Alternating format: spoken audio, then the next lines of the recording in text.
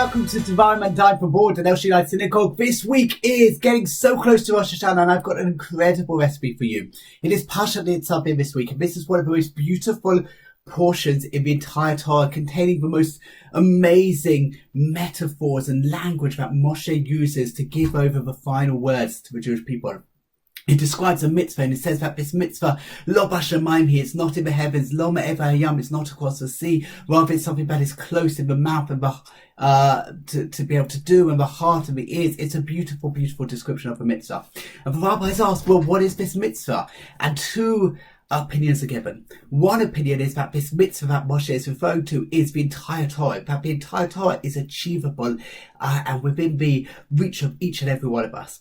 The other opinion is that this mitzvah is actually the mitzvah of teshuvah, repentance, which, if one thinks about it, repentance seems like a really difficult concept to get one's head around. How is it that when we've done something wrong, God will forgive us? And yet the truth is God does forgive.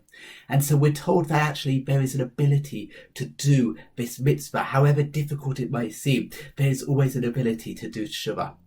Now, to celebrate this week's portion, I've decided to go for a magical dessert because it is quite magical language. But also, this is a dessert I love to serve over Rosh Hashanah or even over Sukkot. This is my chocolate and pink grapefruit tart. I hope you give it a go. It is absolutely stunning. Have a great week. Shabbat Shalom. So we are making perhaps one of my favourite, in fact, do you know what? This is my favourite dessert, and it is certainly one of my signature dishes. It is a chocolate and pink grapefruit tart. It sounds posh, it tastes incredibly posh, and yet it is super simple, super easy to make. Please, please, please, please, please give us a go because it is incredible. My guests love it, I love it.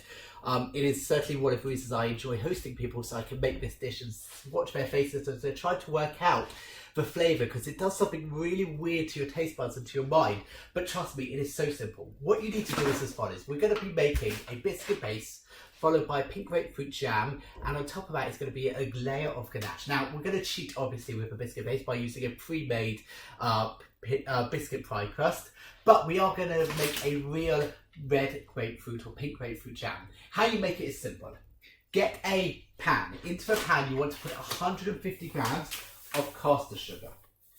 It doesn't matter if you're slightly over, but 150 grams of caster sugar should be okay. Now, what you need to do is supreme 2 pink grapefruits. Now, if you're not sure what supreming is, let me show you what we're going to do. I'm going to show you how to do it, and then I'll explain the rest of the instructions before I actually finish off. So to supreme a grapefruit, you cut the top and the bottom off. I don't know which side would be considered the top or which side would be considered the bottom.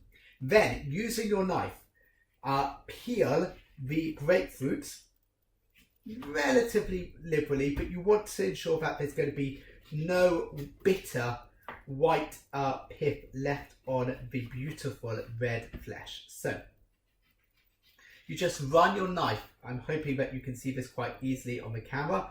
Run your knife round the side of your pink grapefruit, which is the reason we start off by topping and tailing the pink grapefruit. And this is how you supreme a grapefruit, an orange.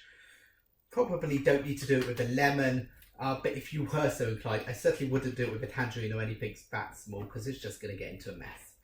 Now, you want to try and capture all of the juices, because what we're going to do is we're going to boil the sugar and the slices together for about 10 minutes to create this incredible jam. So we're going to supreme it. So we've done our peeling. Now, look carefully. What you want to do is run your knife down one side of the skin and then just gently prise out a segment and let it plop into the pan. So let's go for another bit.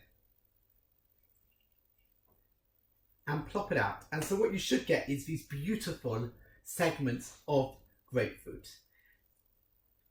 Once you've segmented both grapefruits, you want to bring it to a boil and then let it boil for about 10 to 15 minutes till it's really boiled down. You want it so that it's quite thick, and let it cool for about 10 minutes to check that it is going to thicken up to the correct consistency. You want it to be like a jam.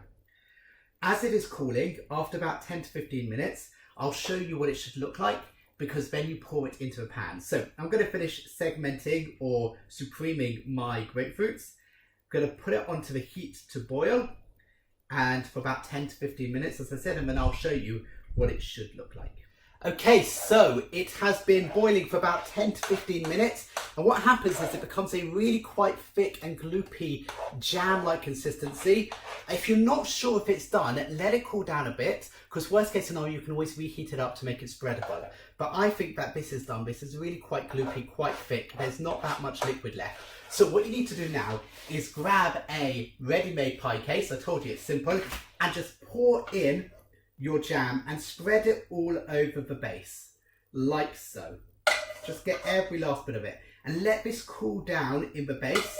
It's going to become nice, sticky. This is the most amazing, absolutely incredible jam, and it gets even better when you cover it with a layer of chocolate ganache. So let this cool down completely, and then I'll show you how to make the final component for your incredible dessert.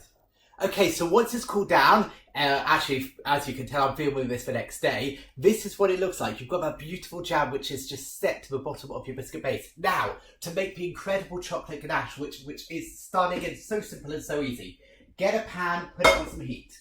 Into there, you need one small, so 220 grams actually, 8 ounces is 226 grams of Parev whipping cream. So I'm using Richie's Whip. There are others available. Basically the full tub, and just put it into the pan. And into there, simply add about 180 to 200 grams of dark 70% chocolate. Going to act relatively quickly because I have the pan already preheating for me. And you don't want the cream to come up to a boil. You just simply want it to be hot enough to melt your chocolate. So, take it off the heat for a moment because it's getting too hot. That is how quickly you need to move. Again, so 200 grams roughly of dark chocolate, 226 grams of whip. We're not quite finished yet. You could finish there. If I'm honest, you can bring it together and melt it there. It'll be fine. But to make it extra special, trust me, a little bit of salt, literally a tiny pinch of salt is required because it brings out the flavour of chocolate. And just to give it an added element of luxury, a drop of vanilla essence. Now, over your heat, which is a low heat, bring it together so it's all melted and combined. Once it's melted, you then simply pour it onto your base and let it set for a few hours in the fridge, and it is perfect. When it comes to serving, I tend to take it out for about half an hour before I want to serve it, just to allow it to soften up a little bit.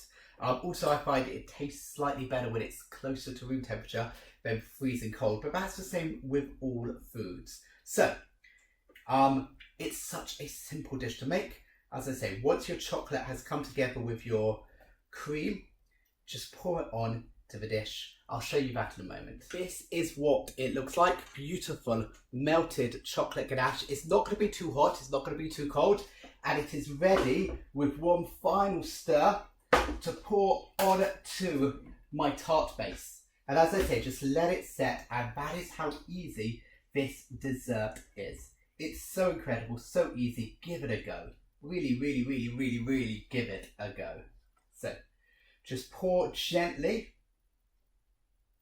all over, and then just smooth it over the top. And perfect.